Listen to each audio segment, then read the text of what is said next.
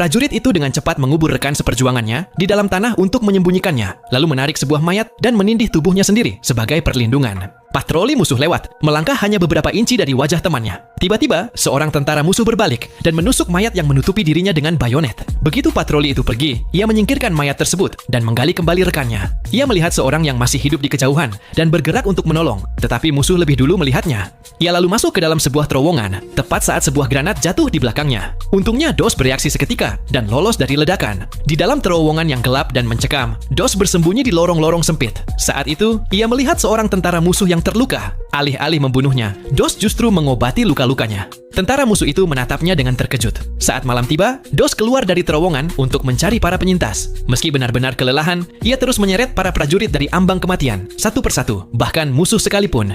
Rasa lelah mulai menguasainya. Kakinya mulai gemetar dan tangannya bergetar hebat. Tetapi ia tidak mau berhenti. Ia tahu bahwa rekan-rekannya masih menunggunya. Ia pun berdoa, "Tuhan, tolong izinkan aku menyelamatkan satu orang lagi." Setelah menyelamatkan satu orang, ia berdoa lagi, "Tuhan, tolong satu lagi."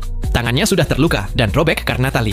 Ia turun dari tebing, namun tak seorang pun di bawah mengerti dari mana mereka berasal. Yang mereka tahu hanyalah bahwa ada seorang prajurit gila di atas sana yang sedang menyelamatkan nyawa. Sang kapten yang terperangah itu bertanya, "Siapa orang gila itu?" Jawabnya adalah Dos, prajurit baru yang sama, yang dulu ia ejek karena dianggap tidak akan berguna. Menjelang pagi, Dos menemukan sersan pelatihnya yang terluka jauh di wilayah musuh. Ia mengambil senapan sersan itu. Sersan mengira ia akhirnya akan membunuh seseorang. Namun, justru Dos membungkus senapan itu dengan kain untuk dijadikan bidai, lalu mengangkat sersan tersebut ke pundaknya. Sersan memberi tembakan perlindungan saat mereka mencapai tepi. Dos menurunkannya lebih dulu. Namun begitu sersan itu menyentuh tanah, ia berteriak kepada kapten. Dos masih di atas sana. Beberapa saat kemudian, Dos muncul lagi. Kali ini, ia membawa seorang prajurit terluka lainnya. Musuh mencoba mengejar, tetapi pasukan Amerika menahan mereka. Dos berhasil. Saat akhirnya ia aman, pikirannya masih tertinggal di medan perang.